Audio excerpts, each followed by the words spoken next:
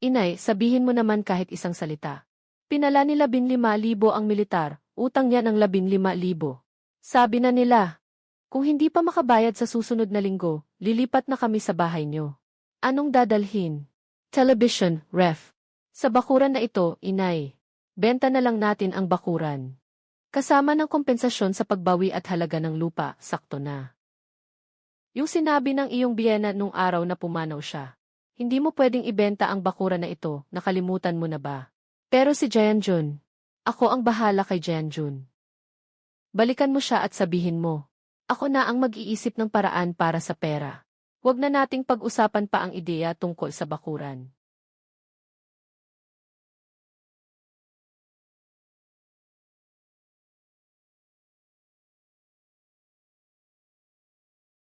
Sa likod ng pader na ito, kailan nagkaroon ng film city dito? Per, nag-film ba kayo? Saan nakatago ang kamera? Ano bang kabaliwan ang sinasabi ng baliw na babae? Walang kamera, walang direktor. Totoong bakal itong baluti. Hindi ito film shoot. Totoo na sa sinaunang panahon. Ate, magkano ang manto? 5 sentimo isa. Tanging alat lang ang lasa. Walang toyo, walang inasi.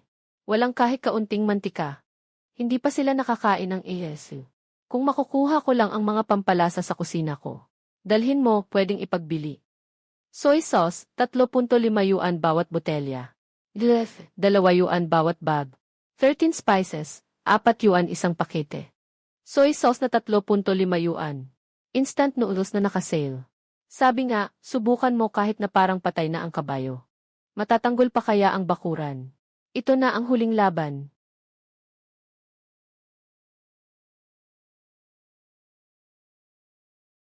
Anong amoy ang sarap talaga? Gusto mong tikman? Kornyang pipino. Isang 10 sentimo, tikman mo ba? Isa nga. Sobrang sarap, ang dila ko ay nagsasayaw. Ang bango at ang crispy nito. Para akong isang kabayo na tumatakbo sa parang jade. Na walang kontrol. Langit. Ito ay isang lasa na tanging Diyos lang ang nakakakain. Talagang sobrang sarap. Lola, bigyan mo rin ako ng isang piraso para matikman.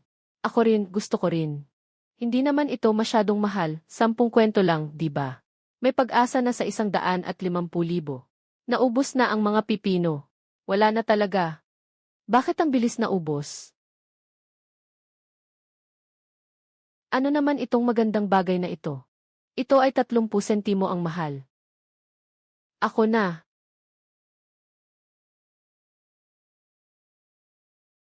Itong sabaw at noodles. Tulad ng puso ng dragon. Sobrang sarap, parang ambrosia. Parang gusto nang lumipad ng aking ulo. Sa unang kalahati ng buhay ko, puro baboy ang kinakain ko. Hayaan mong matikman ko. Magbibigay ako ng 50 o 60 sentimo. Nauna na ako. Huwag kayong magsiksikan, wala na ngayon. Bukas, babalik pa. Magpila ng maayos. Isa-isa lang. Saan galing ang mga kalye-kalye?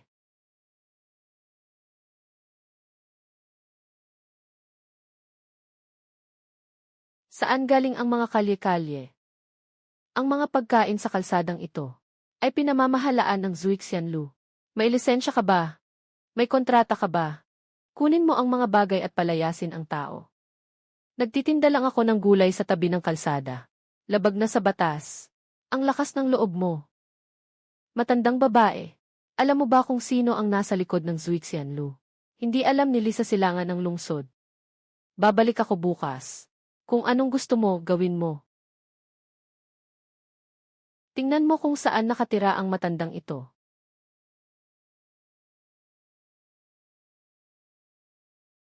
Jayan.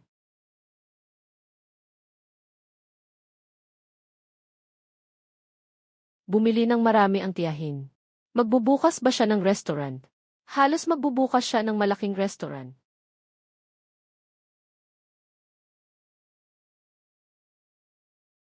Dumating na po ang Ginoo.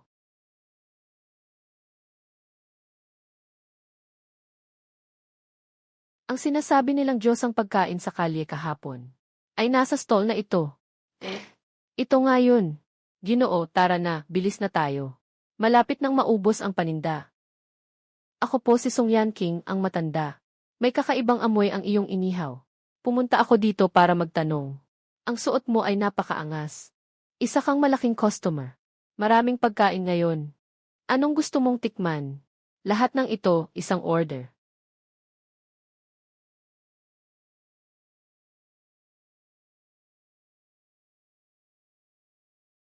Ang malutong at malinamnam na lasa ay hindi maipaliwanag.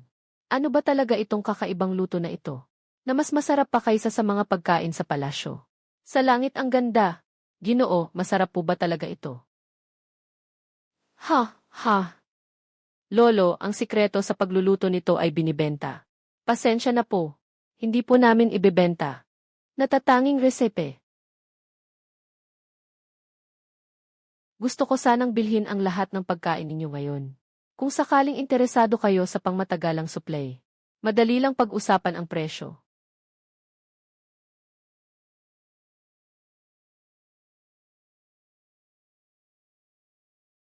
Ginoong Lee, tingnan ninyo.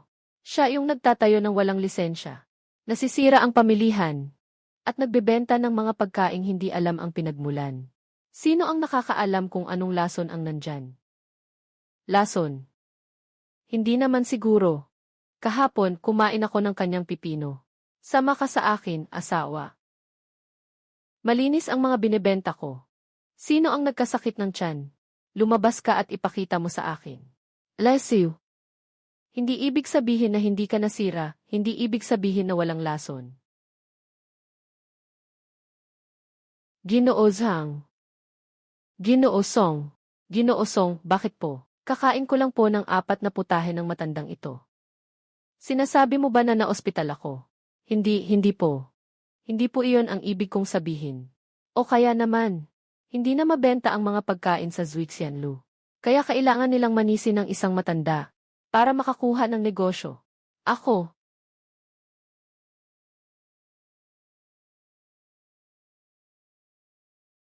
Gusto ko sanang tanungin si Libanto. Ilang pilak ang ibinigay sa iyo ni Zhang Zhanggi para gawin ang trabahong ito? Pagsisisi ni Ginoong Song. Pasensya na, hindi ko kayo nakilala at nasaktan kayo. Aalis na ako ngayon.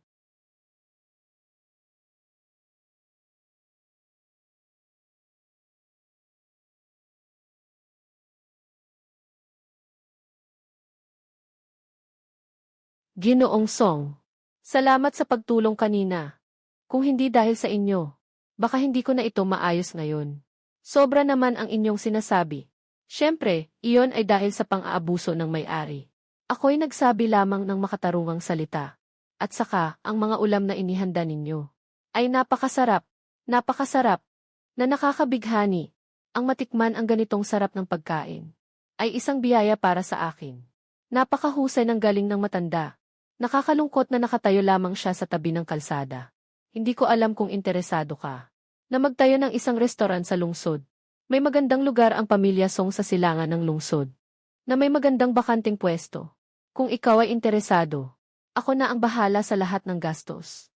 Magbukas ng restoran at magtayo ng tindahan. Isang araw ng pagod at hirap. Sa pinakamabuti, ilang dosenang bahagi lang ang mabenta. Nagbukas ng restoran. Sa isang araw, makabenta ng daan-daan o libu-libong bahagi. Ang toyo sa modernong supermarket. Ang isa-su ay ilang pera lang. Sa sinaunang panahon, ang kita ay tunay na ginto at pilak.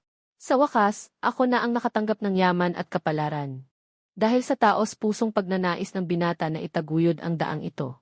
Tiyak na may paraan ako para maisakatuparan ito. Ngunit ang usapan sa negosyo ay dapat maging bukas. Ang hachian ay dapat ayon sa aking alituntunin. 7 bahagi ko, 3 bahagi mo. Ano ang iyong palagay, binata? Sang-ayon ka ba, Ginoo? CJ. Sinse talaga. Anong bibilhin natin bukas? Pangbulalo ng hotpot, Old Godmother o kaya ilang bote ng suka? Mama, nandito na yung mga tao. Ibig sabihin, bukas maaga makikita na natin ang pera. Hindi bababa sa 150,000, 1 sentimo ay hindi pwedeng mawala. Kung hindi, kailangan nating ilipat ang mga bagay. Bakit ka nag-aalala? Huwag mo nang alalahanin yan. May paraan ako. Boss, palitan mo ang pera. Napakababa ng kalidad. Puro dumi pa. Ayon sa kasalukuyang presyo ng mga pira-pirasong pilak. Sige, bibigyan kita ng 1,000 piso. 1,000 sa pamamagitan ng gift code o cash. 1,000, boss. Akala mo ba bobo ako, tita? Tita, hindi purong ginto to. May opisyal na tatak ito. Ito ay tunay na antigong bagay. Hindi ka tumanggap ng 1,000,000. Pupunta ako sa antigong pamilihan sa kabila ng kalye. Maraming mga tao roon na may kaalaman. Ito ay isang napakabihirang uri ng opisyal na pilak sa loob ng 1 siglo. Kung ibebenta, tiyak na aabot ng ilang libo. Huwag na huwag hayaan na dalhin ito ng matandang babae. Oy, ate. Ate, huwag kang magmadali. Madaling pag-usapan ang presyo. 1,000, ako na ang magbibigay. Pwedeng bayaran ng 1,000,000 para mabili. Ngayon, 1,000,000 lang ang halaga. Walang kwenta ang utang na 150,000. Magpadala ng pera. Pumasok ang 1,000,000.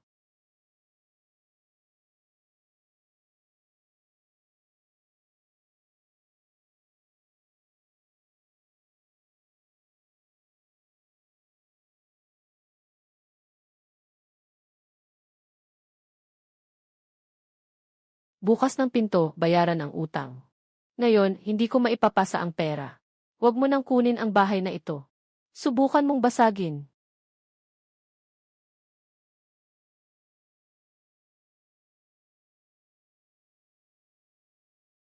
Nandito ka na rin sa wakas, matandang babae.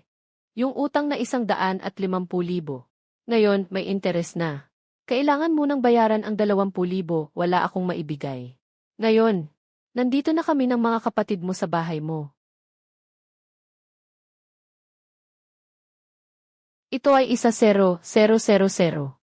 Yung natitirang na 140,000. Sa ganitong oras sa susunod na linggo, hindi ako magdadalawang isip na ibato ito sa mukha mo. Ngayon, linisin mo ang pintura. Umuwi ka na. Lola, saan ka nanggaling ng pera? Wala kang pakialam. Kung hindi mo lilinisin, tatawag ako agad ng pulis. Pagsalakay sa tahanan, panggugulang at pananakot. Ilang taon kayong makukulong dyan? Nanay, saan ka kumuha ng ganitong kalaking pera? Huwag mo nang tanungin si Jayanjun. Hayaan mo siyang magtrabaho ng tahimik. Nandito ang nanay. Hindi matutumba ang mundo. Lola, dumating ka na rin pala. Naghihintay na ang anak ko. Nasaan ang tindahan? Dalhin mo na ako para makita. Lola, sumakay ka na sa kabayo. Ituturo ko sa'yo.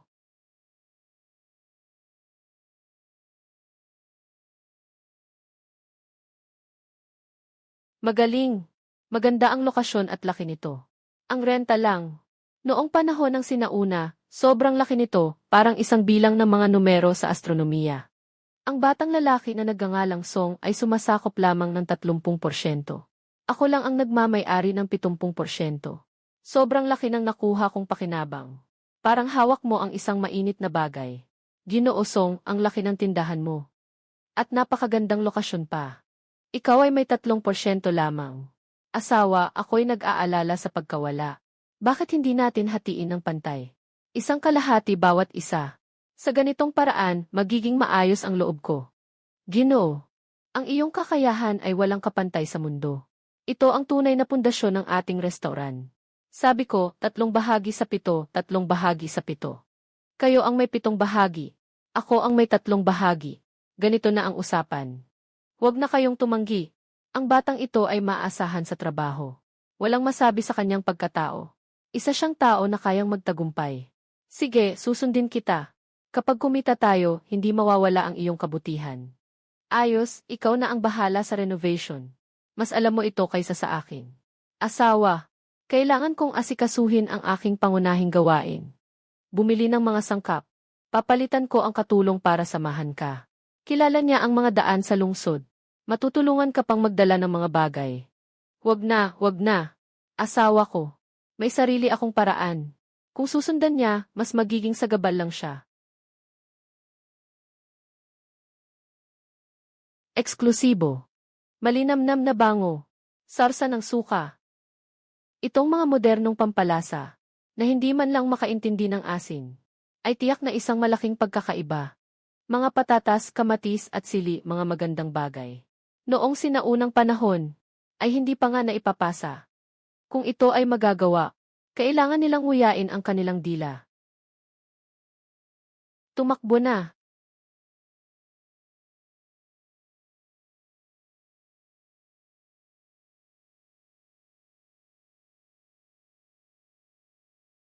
Ha?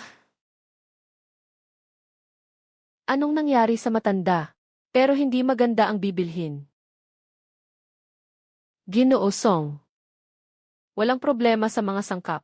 Pero may isang bagay ako na kailangang sabihin. Gusto kong makipag-usap sa iyo. Ano ang kailangan mo? Sabihin mo lang. Gusto kong. I lock ang maliit na bodega sa likod bahay. At ang susi ay sa akin lamang.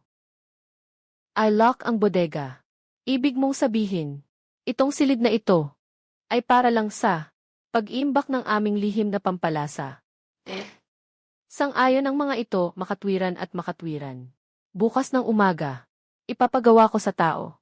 Magdala ng pinakamalakas na bakal na kandado. Ang bakal na ito ay may isang susi lamang. At ito ay ibinibigay lamang sa iyo. Ang silid sa likod bahay ay ang pinakamataas na bawal sa ating kainan.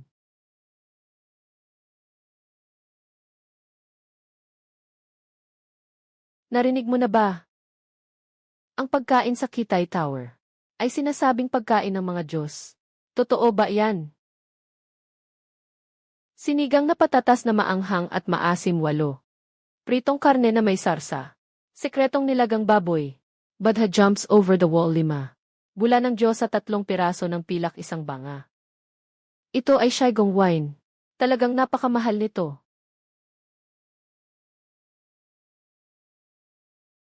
Tikman mo.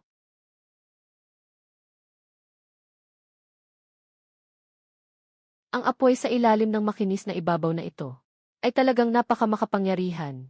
Mas matindi ito kaysa sa anumang alak na nainom ko. 10 beses na mas matindi. Ngunit napakalinis.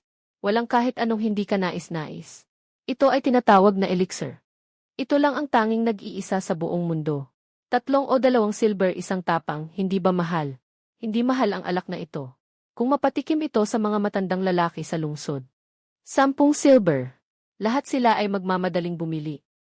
Itong sinaunang alak, parang matamis na sopas na maihalong tubig lang.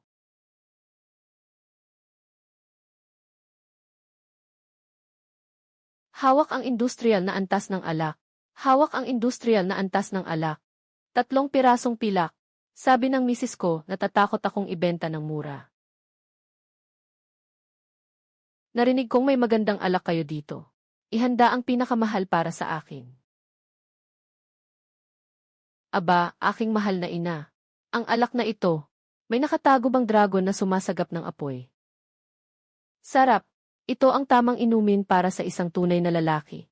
Ang saya. Magdala ka pa ng 3 banga ng magandang alak. Ginoo. Sa araw na ito, kumita ka ng kabuang 77 tael ng pilak.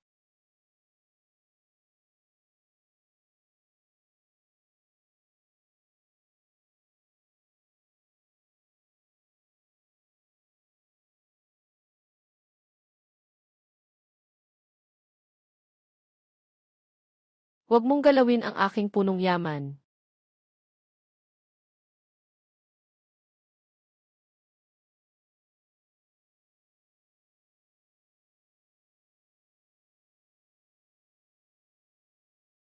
Enye. Sanggunin ng Zuxinlu. Inutusan ka ni Zhang Zhanggi. Patawarin mo ako, inang. Sa likod ng mga tao, gumagamit ng mga ganitong mababang paraan. Akala mo ba ako'y gawa sa putik? Zhang. Dahil sinira mo ang mga alituntunin sa daan. Huwag mo akong sisihin kung ibagsak ko ang larong ito.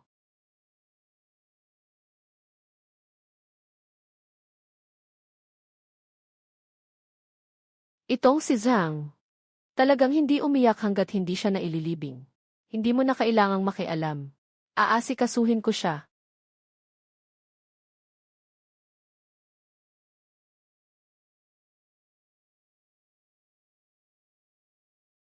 30 yen, masarap na pagkain, sapat na sapat. 3 uri ng ulam kahit anong gusto mo.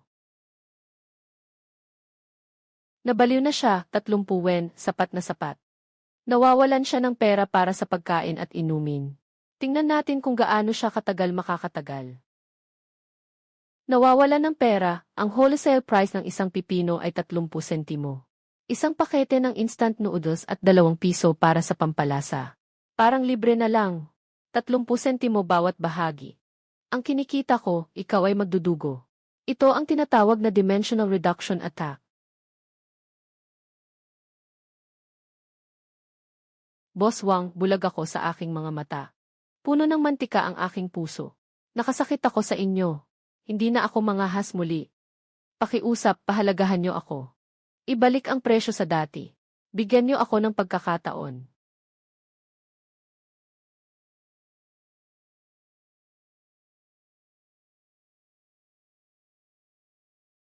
Nanay, ngayon natapos na rin ang huling bayarin. Nabayaran na natin ang pera. Tapos na. Hindi na sila muling mangungulit. Nanay, saan ka ba kumikita ng pera? Fang-er. Bukas, tulungan mo akong pumunta sa probinsya. Pamilihan ng mga bultuhan. Gagawa ako ng listahan. Bumili ka ayon dito. Soya, pampalasa at alak. At mga vacuum pack na lutong pagkain. Mga pre-made na pagkain. Bakit ka bibili ng ganito karami? Nanay, kasosyo ako sa isang tao. Nagtayo kami ng restaurant sa ibang lugar. Tanging para sa mga high-end na handaan. Ako ang nagbibigay ng supply, sila ang mailugar. Huwag ka nang magtanong ng detalye. Tuwing 3 o 5 araw, tulungan mo akong magpunta. Ipauna ko na sa iyo ang bayad sa supply. Sige, ma. Makakaasa ka, gagawin ko ang aking trabaho. Suka, toyo, alak. Sausawan ng alak-alak 10. Alak mabango. Mabango. 4 na alak.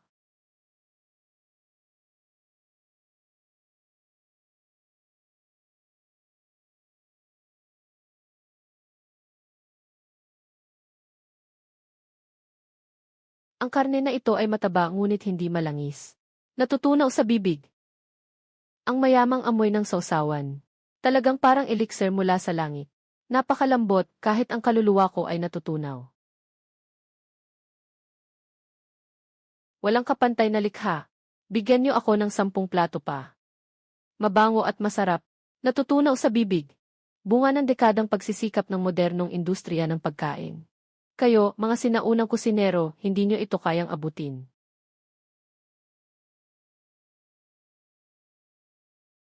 $220 tael ng pilak sa loob ng kalahating buwan. Halos 450,000 yuan na.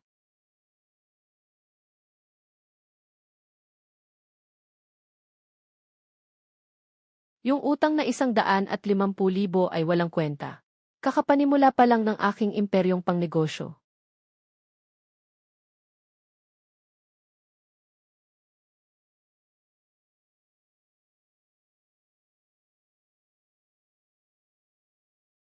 Parang kilala ko itong tao na ito.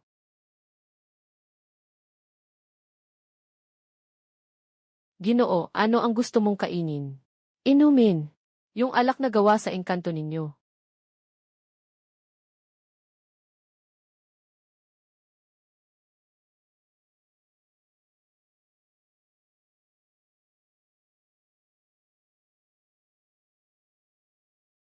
Ang saya.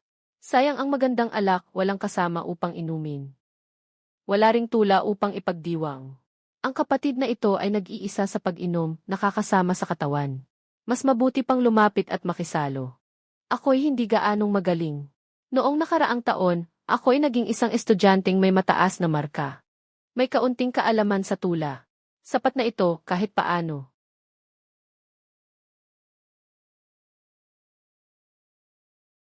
Isang baso ng maruming alak, di pa nawawala ang lungkot. Mahabang hangin, umuulan sa malamig na tulay. 10 taon ng pagkaligaw, walang nakakakilala. Sayang ang buhay, may 8 takdang talento.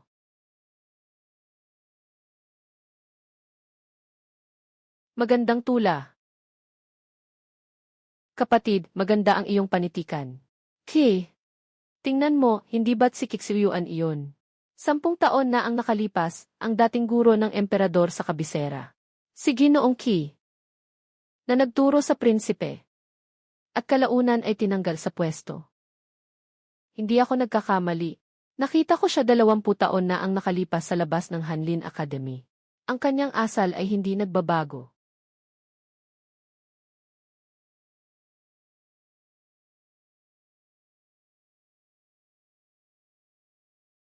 Ay, ikaw, ay pinasok ang aking likod bahay na aparador ng 3 beses.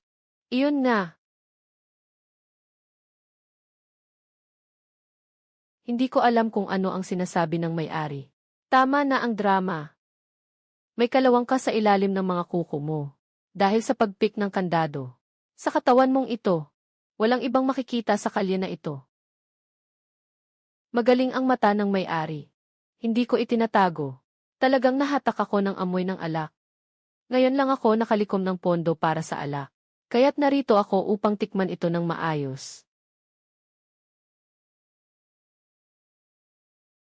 Isang platito ng maasim at maanghang na patatas. Isang bowl ng kanin. Inanyay ko. Isipin mo na lang na iyon ay para sa hirap mo sa 3 beses na pagpik ng kandado. Bayad. Ginoo. Katatapos ko lang magbasa ng isang simpleng tula habang umiinom. Nakita mo na ang mga tao. Hindi ko alam kung ano ang tingin mo sa tula ko. Yung tula mo ah. Ano bang masasabi ko? Hindi sapat ang lakas. Hindi sapat ang lakas. Parang yung mga alak na hindi mataas ang grado. Nasa tama lang. Pero hindi nakakahay. Ang tula ni Qi ay may malalim na kahulugan. Paano naman ito hindi makikita? Sa pananaw ng tagapangasiwa, anong uri ng tula ang sapat na makapangyarihan?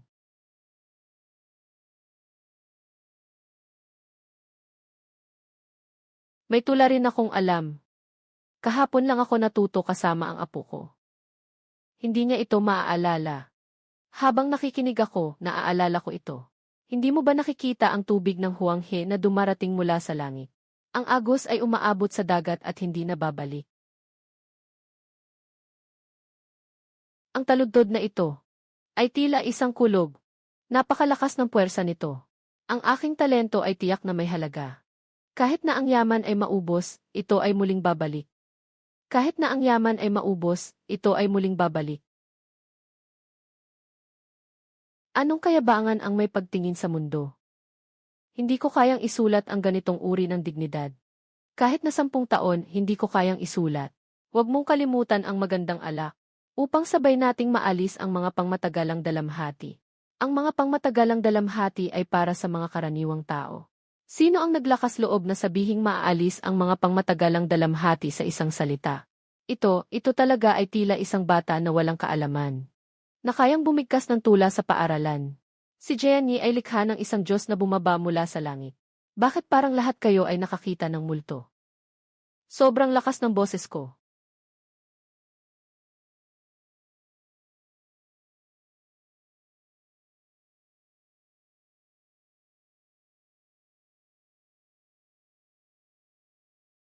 Diyos ko, siya ay lumuhod. Isang malaking lalaki ang lumuhod sa isang matandang babae. Alam niyo ba kung sino siya? Siya ang guro ng emperador ng nakaraang dinastya, si Qixuyuan. Si Qi Taifu na nagturo sa prinsipe. Ang namumuno sa Hanlin Academy. Ako po si Qixuyuan. Kakatapos ko lang magmasid mula sa balon.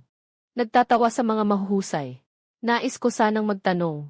Sino po ba ang guro ng inyong apo? Yun ay isang karaniwang guro lamang. Karaniwang guro. Ang biro na ito ay tila nakakita ng liwanag sa mundo. Na may lakas na sumisipsip ng mga bundok at ilog. Ay tiyak na ang taong ito sa harapan. Na nagtatago ng kanyang talino sa mundo, isang muling isinilang na makata. Ang talento ng matanda sa tula ay walang kapantay sa kasaysayan. Sa buhay ko, makakarinig ng ganitong tuktok ng makata. Ay wala nang ibang hilingin. Anong bigat ng ganitong papuri? Tapos na. Sa sobrang saya, parang may malaking butas sa langit. Yung Ginoong Qi. Talagang bumangon ka na. Kung ganyan ka pa rin nakaluhod, bukas, buong bayan ay makakaalam. Ako, isang matandang babae, pinapahirapan ang mga nag-aaral. Itong tula ng matanda. May kalahating bahagi pa ba? Iyan lang ang alam ko na taludtod ah. Mukhang ang unang gagawin ko pag-uwi ay ipapasa kay Xiao Hu ang tula na ito. Na walang bawas. Narinig mo na ba? Yung matandang nagbebenta ng gulay sa Qihua Tower. Isang makatang hindi nagpapakita ng tunay na kakayahan. Guro ng nakaraang dinastya na si Xiuyuan. Nagsagawa ng pagyuko sa harap niya. At sinabi ang 4 na salitang hindi matutumbasan ng sinuman.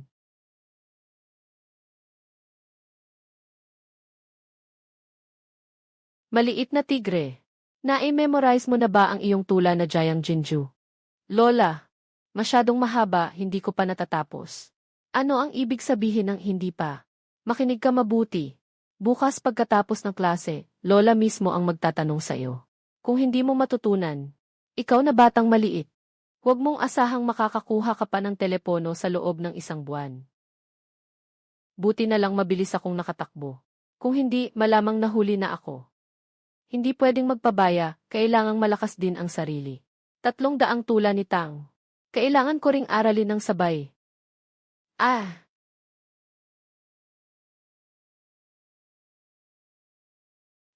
Hehe! Bakit ka na naman nandito? Ang matanda ay kagabi ay hindi nakatulog. Sa pagkanta mo ng tula, nakasulat ako mula sa alaala. Ngunit ako'y may kaunting kaalaman. Kaya't kalahati lamang ang naaalala ko. May ilang linya akong hindi matandaan. Pakiulit na lang po. Para makumpleto ko ito. Sino ka ba talaga? Isang tula lang naman, kailangan bang ganito? Tungkol sa matanda. Hindi mo alam kung gaano kaganda ang tula na ito. Nagbasa ako ng tula sa buong buhay ko. Sumulat ako ng tula sa buong buhay ko. Hindi pa ako nakakita ng ganitong karangyaan. Ginoong Qi. Matanda. Siya ang dating akademiko ng Hanlin. 3 taon na ang nakalipas ng galit na pinagsabihan ng emperador ang punong ministro. At umalis siya.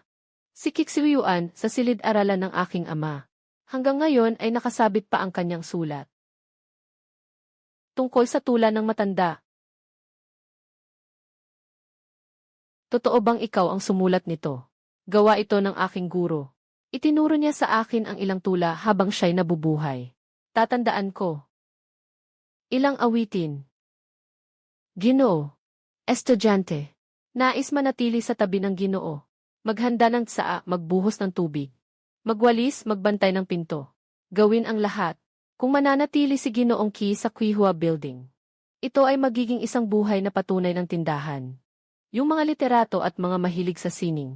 Hindi ba't masisira ang threshold ng ating restaurant? Tumayo ka muna. Kung gusto mong manatili, ayos lang. Pero may 3 kondisyon ako. Una, kailangan mong gawin ang lahat ng trabaho. Pangalawa, may pagkain at tirahan. Walang sahod. Pangatlo, kung kailan ako magbabasang tula, iyon ay sa akin. Hindi ka pwedeng magmadali, magtanong o mangulit. Naiintindihan mo ba? Subukan mo muna ito sa 1 araw. Magandang trabaho, manatili ka. Kung hindi maganda, umalis ka. Salamat po, Ginoo. Ginoo, dahan-dahan lang. Mag-ingat sa threshold. Flower House. Chuihua, ganito sa malaking hotel ni Wang Chuihua. Nadagdagan ng isang walang bayad na manggagawa. Super tagapagsalita. Si Wang Zong Xiuyuan ng kasalukuyang dinastya. Ginoo, ang tula ninyo ay masigasig na kinopya ng estudyante ng buong 72 beses. Bawat beses ay may bagong pangunawa. Talagang bawat salita ay perlas na pumaiyak sa mga Diyos at tao. Ixen, maganda, hindi masama. Ngunit habang binabasa ng estudyante, lalo itong napapansin. Guro, hinding-hindi maaaring ito lamang ang iwan mong pamana. Guro, pakiusap, maging maawain ka. Bigyan mo kami ng isa pang awit. Wala na. Ito lamang. Guro.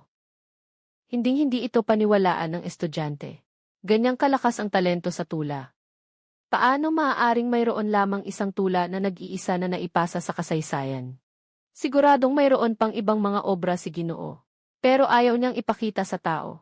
Dahil sa tingin niya ay mahina ang kakayahan niya. Sasabihin ko pa ba? Babawin ko ang alak mo bukas. Kalokohan, nakakuha pa ng tagapag-ayos lang. Resulta'y nagpadala pa ng utos para mag-update. Mga lola. 300 tula ni Tang. Hindi pa ako nakakatapos. Para mapadala na sana sa apo ko. Ako na ang magbabasa nito sa'yo.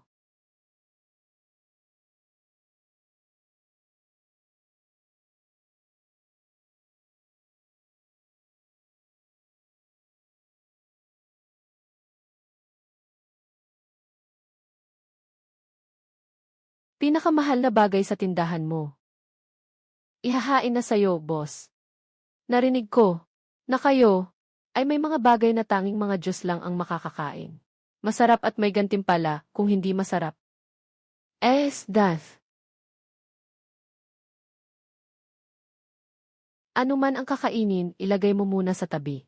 Pinaalis mo na ang mga bisita ko. Ito ay tinatawag na eksklusibong pag-upo. Una, bayaran muna ang pabayad sa lugar at bayad sa trabaho.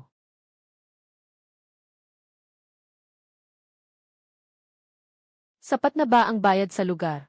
Tama, totoong ginto ito. Sapat na, sapat na. Anong gusto mong kainin, customer?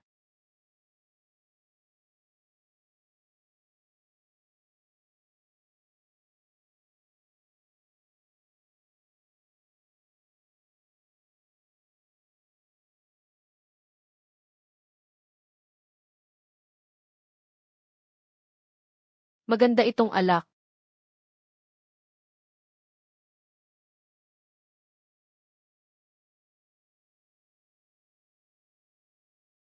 Parang ginto ang hawak mo.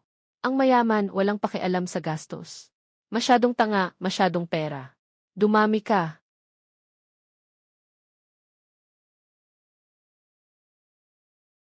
Bigyan mo ako ng 2 banga ng elixir para dalhin. Matandang babae. Paano mo ba talaga ginagawa ang alak na ito? Magbibigay ako ng 100 tael para sa isang recipe mo.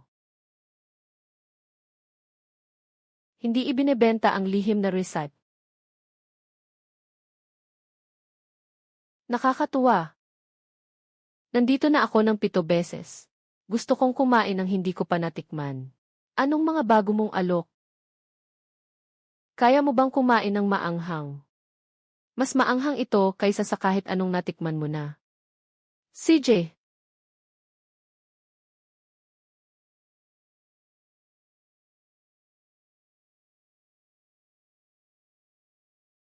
Sobrang saya, ang saya sobra. Ha ha ha. Ginoo. Dumating ako ng 7 beses. Sa tuwing pumunta ako sa tindahan mo, may bago akong natutuklasan. Ako si Xiao yun. May kakaiba ka sa iyong pagkatao.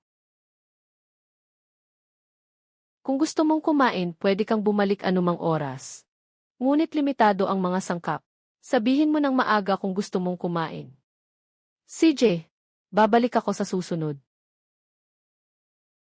Lola, alam mo ba kung sino yung tao kanina? Hindi, bakit? Xiao yun. Yun ang nakababatang kapatid ng emperador. Ang prinsipe ng Jing'an na may kapangyarihang magtakda ng buhay at kamatayan. Pero ano naman ang prinsipe? Kahit ang prinsipe, kailangan pa ring magbayad ng pagkain.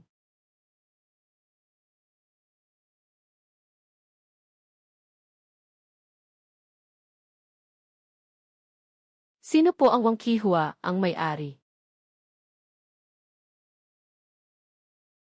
Ako iyon. Anong kailangan mo? Ako po si Qian Bansheng, nagnenegosyo ng pagkain. Mag-ingat ka. Siya ang pinakamalaking negosyante ng pagkain sa Jiangnan. Si Qian Bansheng. Kalahati ng mga lupain sa Jiangnan ay sa pamilya niya. Kalahati ng mga lupain ni Qian Bansheng ay sa kanya. Ang yabang naman. Hindi maganda ang intensyon ng dumating. Nandito si Boss Qian. Ano ang maitutulong ko? Gusto kong magbigay ng pera. Bumili ng eksklusibong resipe ng alak ni Boss Wang.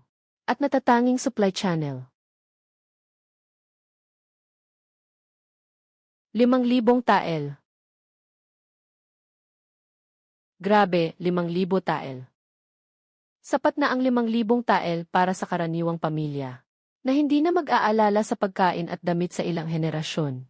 Talagang napakalaking kayamanan ito. Hindi ibebenta. Boss Wang, magpapasya ka ng maayos. 5,000 layang ng pilak, hindi yan maliit na halaga. Naiintindihan ko ng mabuti. Hindi ko ibebenta kahit ano paman ang mga bagay ko. Kung wala ka ng ibang sasabihin, umalis ka na. Huwag mong hadlangan ang negosyo ko. Pero nais kitang payuhan. Ang pagiging matigas ang ulo ay hindi maganda. Wala akong ibang katangian, kundi matigas ang aking buto. Ang matandang ito, ang pera niya ay walang awa at malupit. Hindi siya makikita ng hayagan. Tiyak na darating siya ng palihim. Dapat ba tayong maghanda ng maaga? Kapag dumating ang kaaway, haharapin natin siya. Kapag dumating ang tubig, tatakpan natin ito. Wala akong hindi naranasan sa malalakas na bagyo at alon. May mali. Sobrang tahimik. Sobrang tahimik. Ang aso na nangagat ay hindi tumatahol. Tahimik bago ang bagyo. Kadalasan ay nangangahulugang mas malaking problema. Itong matandang sinungaling. Ano bang masama ang pinaplano niya? Ginoo. Yung matandang babae ay hindi talaga pumasok sa truck ng mga kalakal. Yung mga dekalidad na pampalasa, parang bigla na lang lumitaw. At saka, nakuha ng bata ito sa kanyang pugad. Ito.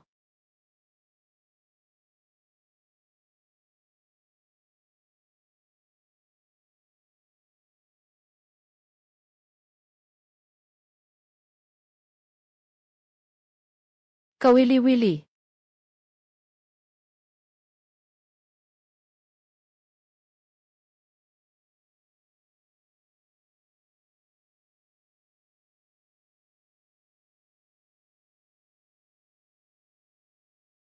Malinaw na parang salamin. Makinis na parang hibla. Kapag nainit, nagiging itim at nagkakaroon ng mga kulubot. Di nakatakatakang nakakapaglikha siya ng mga sangkap mula sa walang. Dahil ginamit niya ang mahikal na butil ng mga espiritu.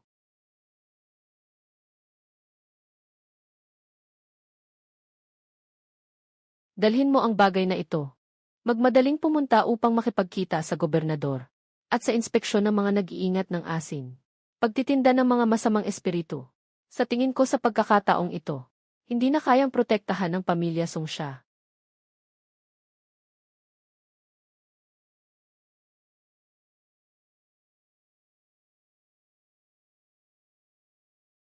Ang Quihua Pavilion ay inakusahan ng paggamit ng mga masamang espiritu upang linlangin ang mga mamamayan. Inatasan akong isara ito. Walang sinuman ang pinapayagang umalis. Tingnan ninyo, mga Ginoo. Ito ang mga masasamang bagay na nakuha mula sa tindahang ito. Transparent na parang tubig. Ngunit hindi yelo o sutla. Kapag nahawakan ng apoy, nagiging itim. Naglalabas ng masangsang na amoy. Ito ay malinaw na masamang bigas. Ang kinakain ninyong pagkain ng Diyos. Lahat ay may ginawang mahika. Ginoo Liu. Dahil lang sa isang di kilalang bagay na materyal, ay pinaparusahan bilang demonyo. Parang laro lang ba ang batas ng malaking hukuman? Yefre, ito ay isang inspeksyon ng South Patrol. Na personal na nagsuri sa ebidensya.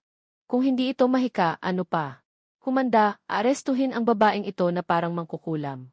Paano ko ito ipapaliwanag? Sabihin na ito ay plastik ng ika-21 siglo. Hindi talaga maunawaan ng mga sinaunang tao ito. Tanging magpapatibay lamang na ako ay isang baliw. Kawalang kabuluhan.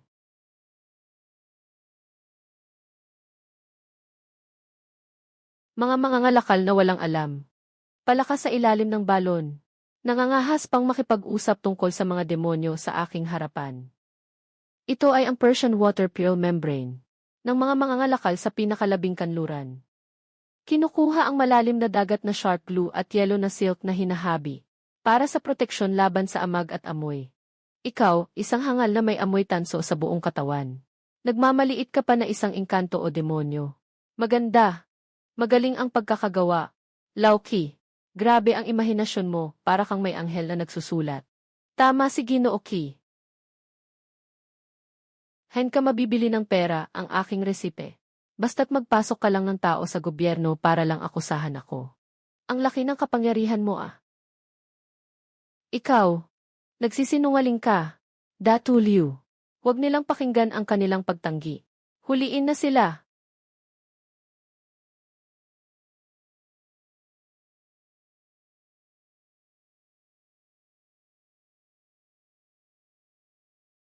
Haring Jingjing An. Jing. Jing An Haring. Qian Bancheng.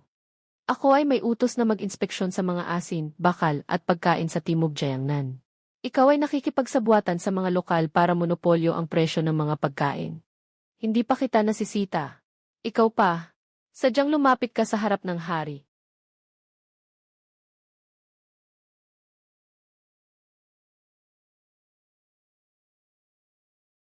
Tawagin ang tao. Sa unang bahagi, nakipagsabuatan sa mga lokal para sa maling akusasyon sa mabuting negosyante. Una, ikulong si Liu Zifu. Gumamit ng kapangyarihan para sa pansariling interes.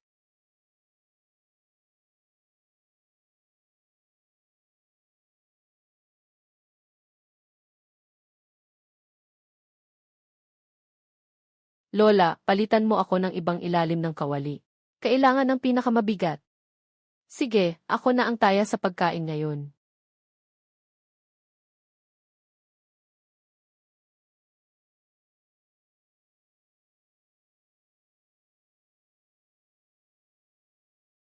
Sa panahong ito, ang Quiho Tower ay kumikita ng malaki. Araw-araw, ang kita ay 7,800. Kasama ang deposito at dibidendo. Umabot ng kabuang 2.3 milyon. Sa wakas, nakabangon na ako. Nakaangat na ako sa wakas. Nakaangat na ako sa wakas. Hindi na babalik siguro sa lumang kalye. Pupunta sa baryo sa loob ng bayan.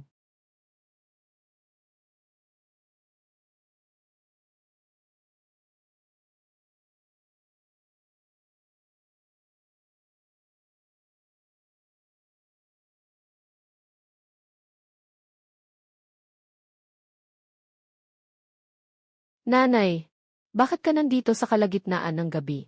Jianjun, wag nang ayusin ang sirang bentilador. Bukas, ibalik mo na ang bahay na ito. Nawala na si Mama, saan na tayo titira? Sa isang elevator na apartment sa gitna ng lungsod.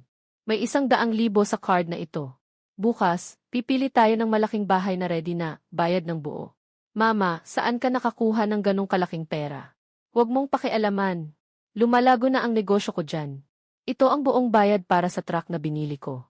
Si Fang Air ay magpaparehistro ng kumpanya ng kalakalan bukas. Bilang procurement manager, si Jianjun ay umalis sa trabaho sa delivery. Ikaw na ang logistics director.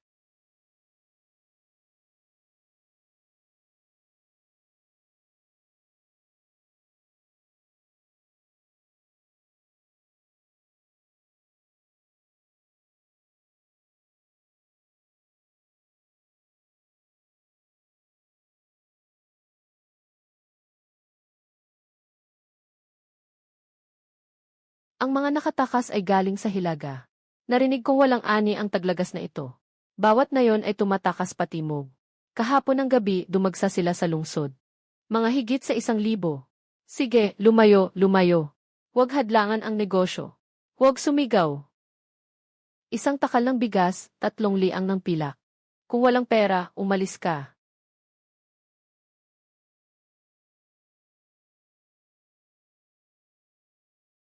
Hindi ito kulay ng normal na tao.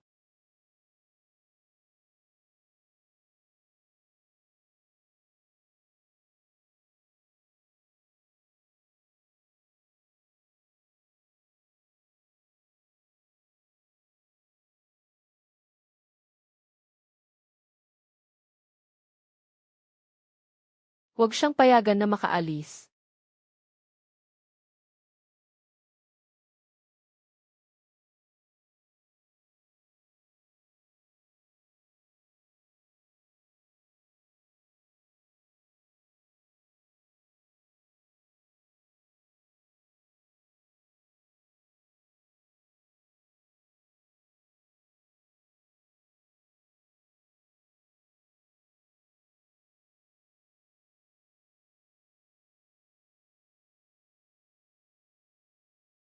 Hindi na nagnenegosyo ang matanda ngayon. Pero ilang daang tael ng pilak ang kita. Isara ang pinto. Mula ngayon, sarado ang Kihwa Tower ng 3 araw. Ilagay ito sa labas.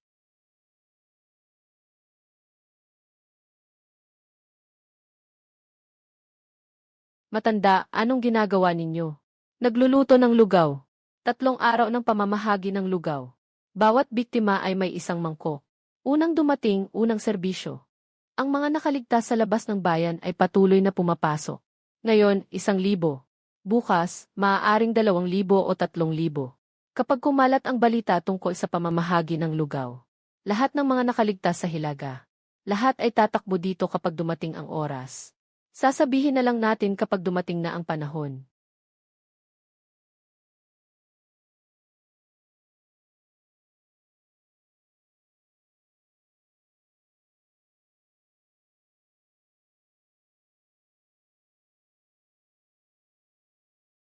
Susunod na.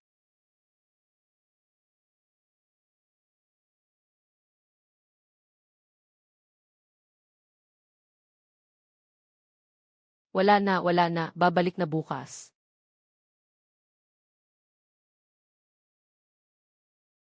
Ate, anong ginagawa mo? Nagtitinda ka ba ng pagkain? Tulong. Tulong. Itayo.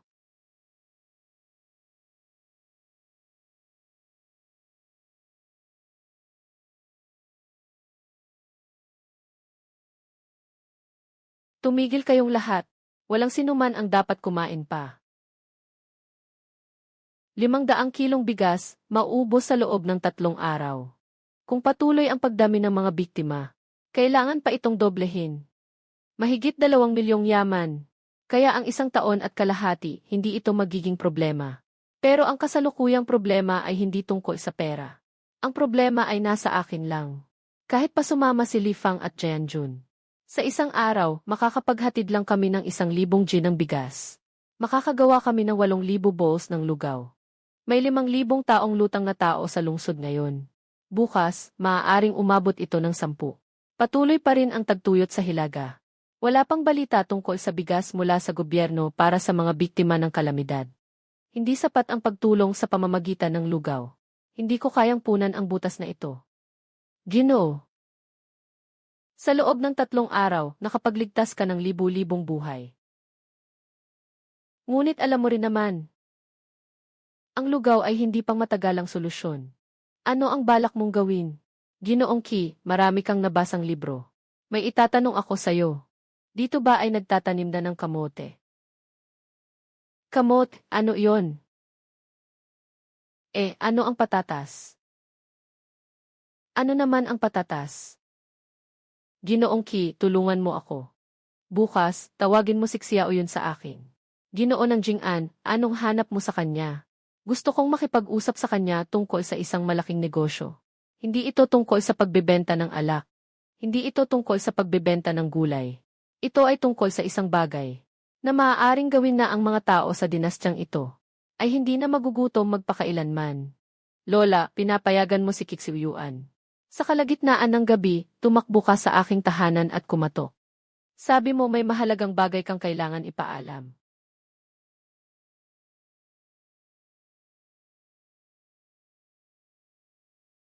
Ano ito? Bato. Ito ay tinatawag na patatas. Pwedeng kainin. Masarap ba? Hindi mahalaga kung masarap o hindi. Mahalaga ang bagay na ito. 3,000 gin bawat mu. Gaano karami? 3,000 gin, mas mataas na sinasabi. 4,000 gin ay kaya rin. Totoo ang sinasabi mo. Kailan ba kita niloko? Saan galing ang bagay na ito? Mga pananim mula sa mga barbaro sa pinakalabing kanluran ng Western Regions. May koneksyon ako para makakuha ng mga binhi. Pero hindi marami. Pwede ba itong itanim sa lupa natin dito? Hindi naman pinipili ang lupa. Sa tuyong lupa o buhangin, pwedeng tumubo. At makokolekta na sa loob ng 3 buwan. Lola, alam mo ba ang sinasabi mo? Hindi sapat ang patatas lang. Ito ay tinatawag na kamote. 5,500 kilo bawat ektarya. Pwede itong kainin ng hilaw o luto. Maaari rin itong tuyuin. Tumagal ng 1 taon nang hindi nasisira. Ano ang gusto mo? Pera, posisyon at lupain. Magbigay ka ng presyo. Ayaw ko ng pera. Ayaw ko ng posisyon o lupa. Isang bagay lang ang gusto ko. Kailangan mong alagaan ang mga nakatira sa labas ng bayan. Bigyan mo sila ng lupa para magtanim. Bigyan sila ng mga buto at kagamitan. Hayaan silang kumita para sa kanilang sarili. Gamitin ang trabaho para sa tulong. Ako ang nagbibigay ng lugaw. Hindi ito tatagal. Ikaw ang prinsipe. Ibigay ang mga lupain sa labas ng bayan sa mga nakatira sa lansangan para magtanim ng patatas. Pagkalipas ng 3 buwan, kaya nilang pakainin ang sarili nila, ikaw lang ang kulang. Lola na nagmamay-ari ng karinderya. Mas nag-aalala pa siya kaysa mga opisyal ng kaharian. Hindi ako nag-aalala. Ayoko lang makita ang tao na nagugutom. Sa harap ng tindahan ko. Sapat na ba ang mga binhi? Sapat na ang unang batch para sa 50 ektarya. Susunod na lang ang paraan ko. Sa loob ng 3 araw, nilinis ko ang mga lupaing panggobyerno sa silangan ng bayan.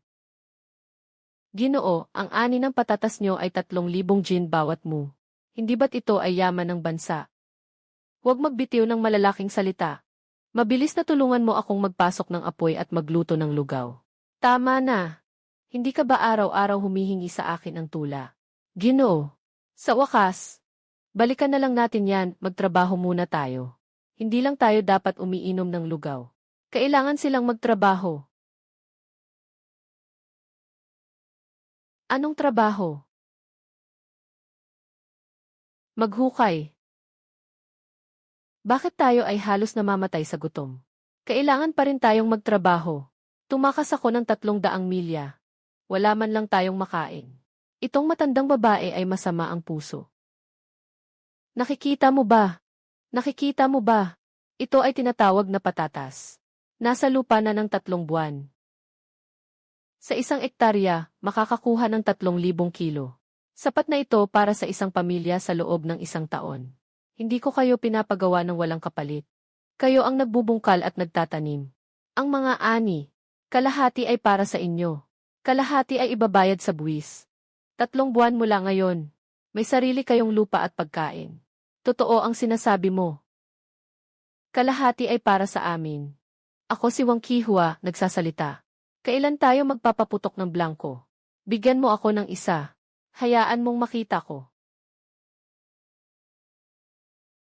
Kaya kong kumain ng hilaw, kaya ko ring itanim.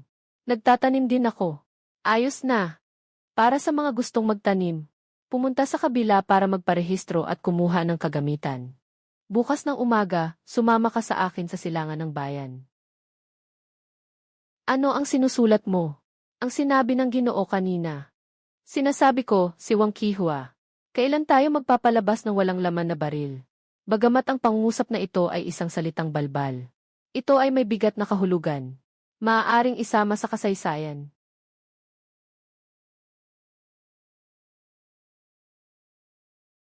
Mas magaling pa ang matandang ito sa akin sa paghuhukay. Bakit ka nakatunganga? Hintayin mo akong tapusin ang 200 ektarya mag-isa.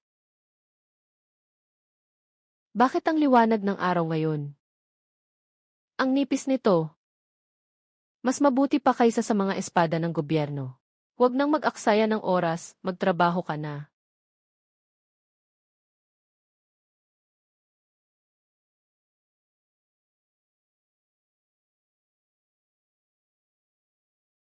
Ilagay mo iyan.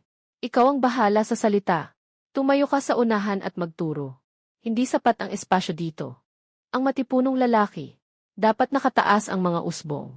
Paano ito tutubo kung nakabaligtad? Itong asim na estudyante. Sino ba?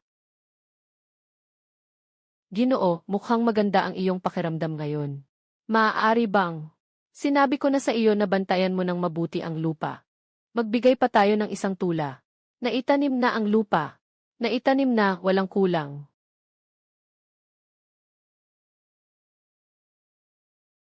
Aking apo.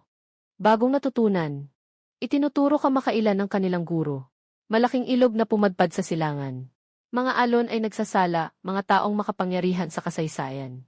Sa kanlurang bahagi ng kuta. Sinasabi ng tao, sa panahon ng tatlong kaharian, si Zoulang sa Chaybi. Mga batong naglalakbay sa hangin. Mga alon na bumabagsak sa dalampasigan. Nagsasama-sama ng libu-libong niebe. Ang mga bundok at ilog ay parang larawan. Sa isang sandali, ilang mga bayani ang narito. Naiisip ko si Gongjin noong mga panahong iyon. Si Xiao Qiao ay ikinasal na. May dakilang anyo at karisma. May pang-itaas na pang-ibabaw at sombrero. Sa gitna ng mga usapan at tawanan, ang mga bangka at layag ay naglaho. Naglilibot sa aking bayan. Dapat akong pagtawanan ng mga mapagmahal. Maaga akong nagkakalbo. Parang isang panaginip ang buhay. Isang baso pa sa ilog, sumasabay sa buwan. Walang katulad sa kasaysayan. Ang malaking ilog ay umaagos papalayo sa silangan. Anong napakagandang tanawin. Ilang mga kabayanihan sa isang sandali. Parang walang bigat, napakadali. Guro. Isang ngiti sa ilalim ng taludtod. Lahat ng hindi pagkatanggap ay naging mapait na ngiti. Ang kalagayang ito ay hindi kayang isulat ng estudyante sa buong buhay niya. Sino ba talaga ang guro ng guro? Isang karaniwang guro lamang. Yung tula ng guro noong nakaraang pagkakataon ay naipasa na sa maraming kopya. Sa lungsod, tinatawag ng mga manunulat ito na biyayang dumating mula sa langit. Kahit ang kabisera ay kumokopya, kailangan din itong isama ng Hanlin Academy. Sabihin mo sa kanila na ikaw ang sumulat ng tula. Hindi po ako mangahas, Ginoo. Inutusan kita na sabihin mong ikaw ang sumulat. Kaya ikaw ang sumulat nito. Isang matandang babae na sumusulat ng tula, parang tama ba? Ang estudyante ay mas pipiliing mamatay kaysa angkinin ito. Sabihin na lang na nakatagpo ng isang matalinong hermit. Ikwento ng matalinong tao. Isusulat ng estudyante ng walang pangalan. Paano? Sige, pero tandaan mo. Kahit sino ang magtanong, huwag mong sabihin na ako iyon. Nanay, narito na ang 500 kilo ng binhi ng kamote at 300 kilo ng binhi ng lupa. Dumating na. Nasa bakuran na. Bukod dito, sabi ni Jayanjun. Nakarehistro na ang kumpanya. Makukuha na ang lisensya sa susunod na linggo. Pagkalipas ng 3 buwan. Sa lupa na ito, magtutubo ng daan-daang libong kilo ng pagkain. Sapat na para sa mga taong ito sa loob ng 1 taon. At kailangan ko lang gawin ang isang bagay. Sa modernong pamilihan ng mga produkto ng agrikultura, gumastos ng ilang libong piso para bumili ng mga buto. Ilang libong piso kapalit ng ilang libong buhay. Bigla akong nakaramdam. Lahat ng bagay na ginawa ko sa buhay na ito. Pagtatanim ng gulay, pagbebenta ng gulay, pagbabayad ng utang, pagkita. Kapag pinagsama-sama, wala ni isa sa mga iyon ang kasing halaga nito.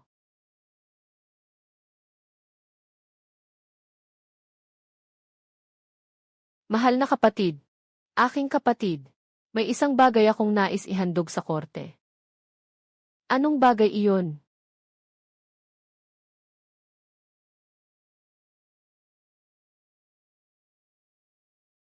Ano ito? Ito ay tinatawag na patatas. Isang uri ng pagkain. 3,000 kilo bawat ektarya. Ginoo. Ilang kilo ang sinabi mo? 3,000 kilo. Ito ay tinatawag na kamote. 5,000 gin bawat mu. Ang pinakamagandang palayan sa aming dinastya ay hindi lalampas sa 400 gin. Sinasabi mong 3,000 gin. Alam ng inyong lingkod na hindi kayo naniniwala. Kaya't ang inyong lingkod ay nagtanim na. Sa 200 mo sa silangan ng lungsod. Ang unang batch ay tumubo na. Napakaganda ng paglago. Kung hindi kayo naniniwala, maaari kayong pumunta at tingnan.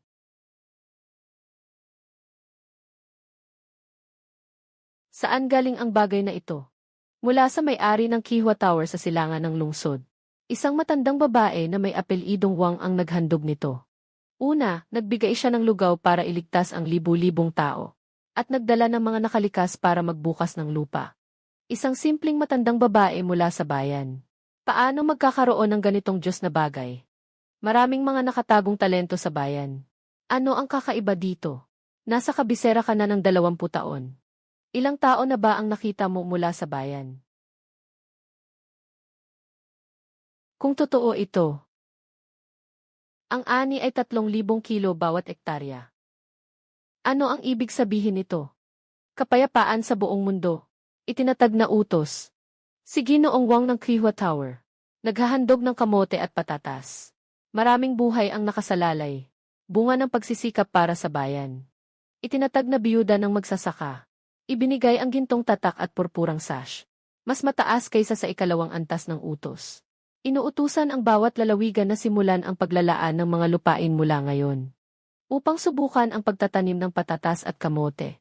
Ang mga buto ay ipapamahagi ng kuhulu. Ang kagawaran ng pananalapi ay magbibigay ng tulong na salapi. Pagkalipas ng 3 buwan, nais kong makita ang ulat ng unang ani. Mahal na hari, napakatalino mo. Hindi ako nagmamadali, hayaan muna siyang magpasikat. Ginoo ng tindahan. Dumating si Haring Jing'an. May dalang edict.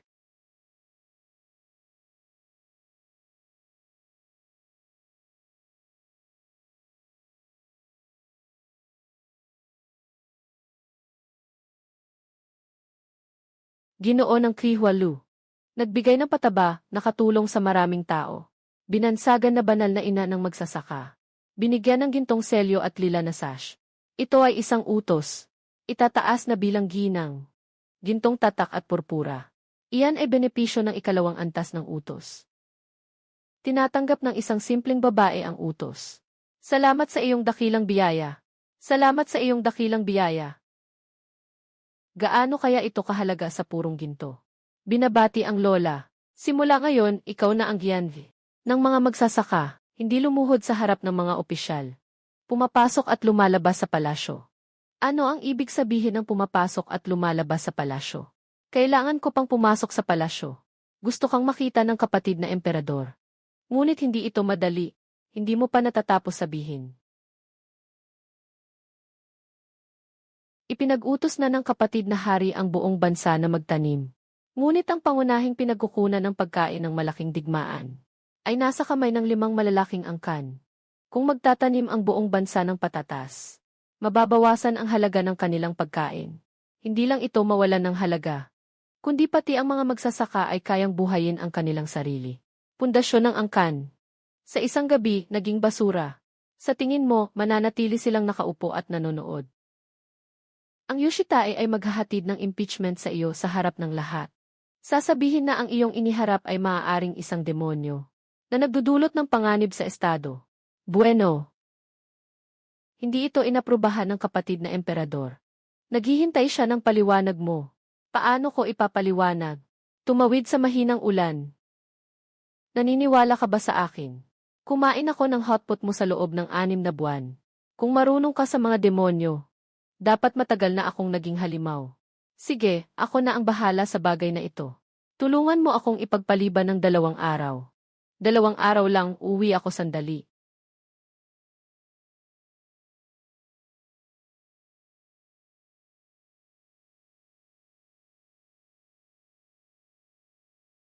Huwag mo munang ipadala ang kargamento bukas, Fang-er. Tulungan mo akong ayusin ang isang bagay. Pumunta ka sa Agricultural Research Institute at magtanong kung mayroong patunay tungkol sa patatas at ang impormasyon tungkol sa mga tamang uri ng kamote.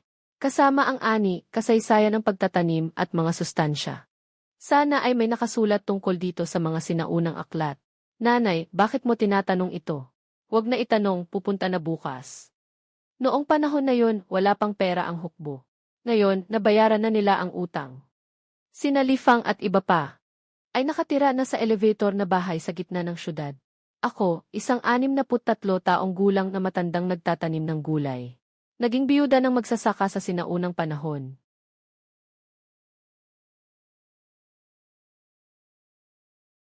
Tatay, nakita mo ba? Ang asawa mo ay naging Ginoo na. Ang mga mayayamang pamilya ay nagtatangkang guluhin ako. Kailangan kong bigyan sila ng mga bagay na maaaring tanggapin ng mga tao sa sinaunang panahon. Walang makakahanap ng butas sa pinagmulan nito. Kiksuyuan. Noong nakaraan, ginamit ang Persian Jade film para dito. Panandalian lamang ito. Kailangan itong tumayo ng matagal. Kailangan ng kumpletong paliwanag.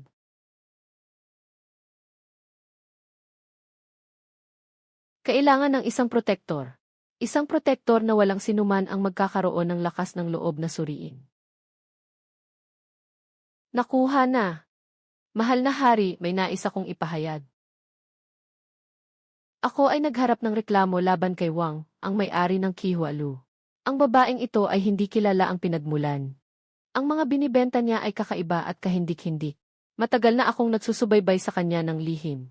Natuklasan ko ang 3 pangunahing kahina-hinala tungkol sa kanya. Una, sinasabi niyang taga-baryo siya. Ngunit sa talaan ng mga residente, walang ganitong pangalan. Araw-araw siyang lumalabas bago magbukang liwayway. Nawawala sa dilim. Misteryosong galaw. Pangalawa, ang mga sangkap na ibinenta ng babaeng ito ay hindi pa nakita sa mundo. Walang karavan na naghatid dito. Yung mga bagay na iyon, parang biglang lumitaw mula sa wala. Pangatlo, ang bagay na ito ay nakuha mula sa Qihua Tower.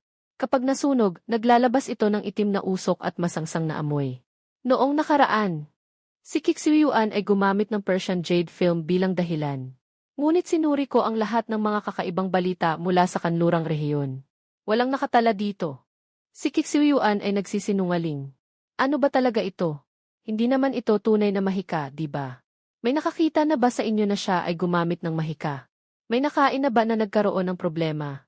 Lumitaw na ang unang batch ng patatas. Nakita mo na ba? Hindi pa po ako nakapunta roon. Kung hindi mo pa nakikita, bakit ka maghahain ng reklamo? Ang ugali sa censor's office. Kailan naging ganito na lang ang pag-imbestiga? Ako'y natatakot ngunit ang aking mga sinasabi ay may batayan. Ibigay mo rito. Sa palagay ko, ang babaeng ito ay gumagamit ng masamang bigas upang linlangin ang prinsipe. Ang korte ay nagsasabing ang ani ng patatas at kamote ay 3,500 kada ektarya. Malinaw na ito ay isang masamang bagay na dulot ng masamang bigas. Kung ang inyong majesty ay biglang ipapalaganap ito. Sapat na! Sapat na! Ginoong Chen. May mga ebidensya ka ba sa sinasabi mo? Magpapadala ako ng tao para mag-imbestiga. Hanggang hindi pa klaro ang lahat. Magpapatuloy ang promosyon ng patatas. Sino mang magtatangkang hadlangan ito sa likod ng mga eksena? Laban sa utos ng paghihimagsik. Umalis sa palasyo. Iningatan siya ng hari, na panandalian lang ang proteksyon. Sabi ng hari magpadala ng tao para imbestigahan. Ito na ang pagkakataon. Hindi na natin kailangang mag-imbestiga. Sasagutin na ito ng hari mismo. Isang matandang babae na walang rehistradong tahanan. Na biglang lumitaw ng mga bagay na wala sa mundo. Ano sa tingin mo ang iisipin ng emperador? Pagdating sa huli, sa oras na iyon, hindi na natin kailangan kumilos. Ang emperador mismo ang magdadala sa kanya. Pabalik sa kanyang tahanan. Sabi pa.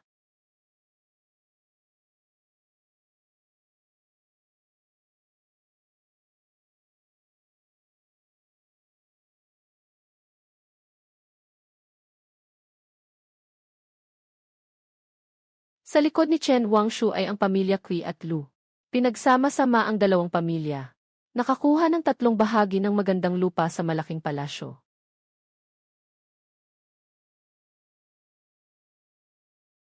Alam ko, kahit na hindi pinayagan ng hari ang pag-aakusa. Pero sinabi niya, magpadala ng tao para imbestigahan. Matanda, susuriin nila ang iyong pinagmulan. Susuriin kung saan nagmula ang iyong kargamento. Suriin kung ano talaga ang bagay na iyon.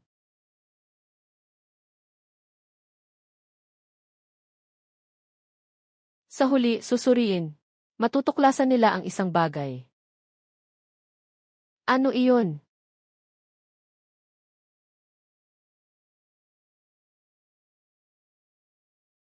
Ang mga bagay na inihanda ko. Tinitingnan ko ang kanyang likuran. Gustong magtanong pero hindi nagtanong. Ano ang nasa isip ng matandang ito? Hindi ko kailanman mahulaan. Minsan hindi ko talaga alam.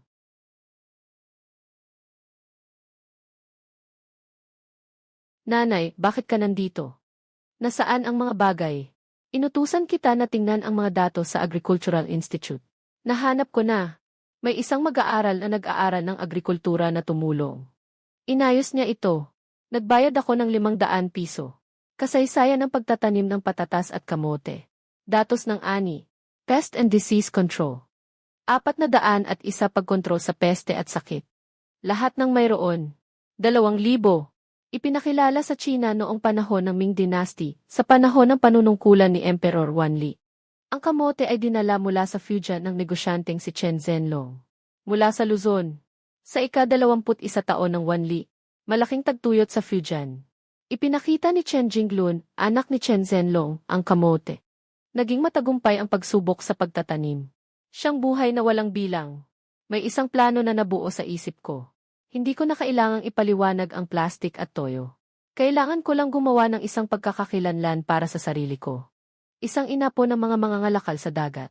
May mga ninuno na naglakbay sa Timog Silangang Asya. Nagdala ng mga buto at lihim ng pagtatanim. Nawalan ng yaman ang pamilya. Nagtago sa kanayunan. Hanggang sa dumating ang tagtuyot at nagpakita ng kayamanan. Ang susi sa kwentong ito ay, walang kaalaman ang mga tao sa sinaunang panahon tungkol sa ibang bansa. Basta't sapat ang tiwala ko sa sinasabi ko. Walang makakapagpatunay na mali ito. Ngunit hindi sapat ang kwento lamang. Kailangan pa ng pisikal na ebidensya. Fang bukas, tulungan mo akong pumunta sa isang lugar. Saan? Pamilihan ng antigong bagay. Tulungan mo akong bumili ng ilang bagay. Luma at marumi. Mukhang nahango mula sa dagat. Anumang sirang piraso ng porselana o lumang tanso. Kahit na sira-sirang kahoy. Mas mabuti kung may mga disenyo na hindi maintindihan. Nanay, ano ba talaga ang balak mo? Magsinungaling. Gumawa ng isang peking walang kapintasan. Nakikita kong pinipigilan ni Fang ang kanyang mga salita. Nasa isip ko'y nagagalak ako. Itong batang ito ay nakipagtagisan sa akin ng higit sa kalahating taon. Maaari na ring sabihin na natutunan na niya. Alam mo na ang kanyang biyenan. Ang mga desisyon niya ay hindi nagkukulang. Huwag magtanong, sundin mo lang. Ang mga tao na ipinadala ng emperador. Nagkunwari akong hindi ko nakita. Nagkunwari akong hindi ko nakita. Gawin mo ang kailangang gawin.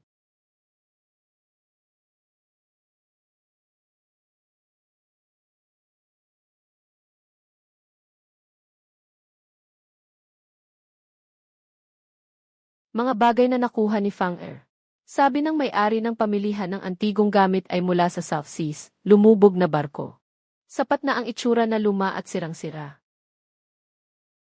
Ginoki, kailangan ko ang tulong mo na magsulat ng isang aklat tungkol sa paraan ng pagtatanim ng patatas at kamote, produksyon at ugali. Isulat lahat. Gamitin ang sinaunang wika.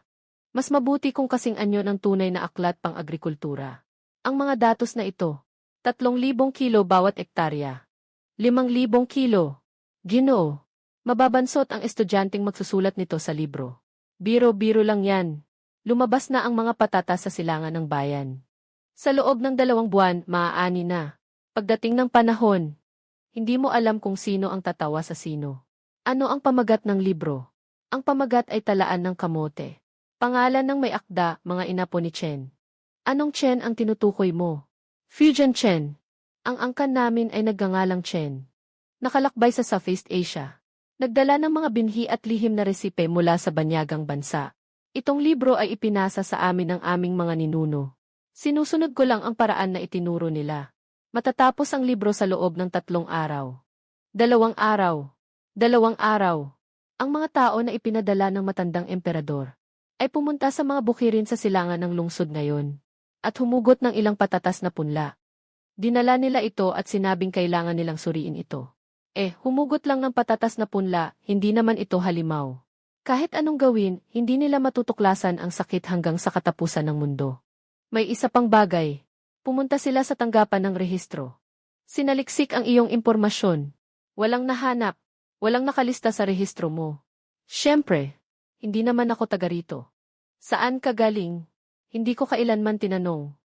Kahit saan man ito nagmula, nakapagligtas ka ng maraming buhay. Totoo iyan. Wala akong pakialam sa iba. Bawasan ang drama. Agad na bantayan ang mga nag-check ng mga rehistro. Huwag silang hayaang magkalat. Kailangan lang ni Kixiuyuan na tapusin ang kwento tungkol sa kamote sa loob ng 2 araw. Kasama ang peking antigong bagay.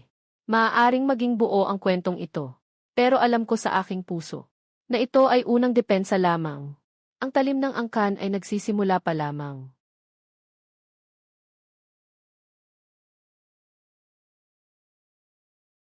Maganda ang pagkakasulat na ito. Ngunit masyadong masalimuot. Ganit na kwento. Ganito talaga ang pagsusulat ng mga estudyante.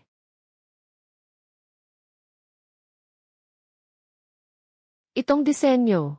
Hindi pa ito nakita ng estudyante. Tama ka dyan. Hindi mo pa nakikita. Ang mga tao sa Hanlin Academy. Hindi mo pa rin nakita. Mga bagay na hindi pa nakikita. Ito ay mga bagay mula sa ibang bansa.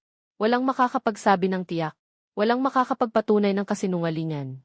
May isa pang bagay. Kilala mo ba ang mga tao sa Hanlin Academy? Nananatili ang estudyante sa Hanlin Academy ng 12 taon. Kahit na siya ay tinanggal na. Pero ilang mga matandang kasamahan pa rin. Tumulong sa akin na magpasa ng isang bagay. Sabihin mong nakuha mo ito sa mga tao sa ilalim ng radyo. Nais mong hingin ang tulong ng mga tao sa Hanlin Academy para sa pagsusuri. Lalong nararamdaman ng mga estudyante na, hindi ka po isang makata. Ikaw ay isang makata ng mga mandirigma. Ang galing mong magtago ng lihim. Huwag masyadong magpakabait, umalis ka na. Ginoo. Nagsalita na ang Ginoo mula sa Hanlin.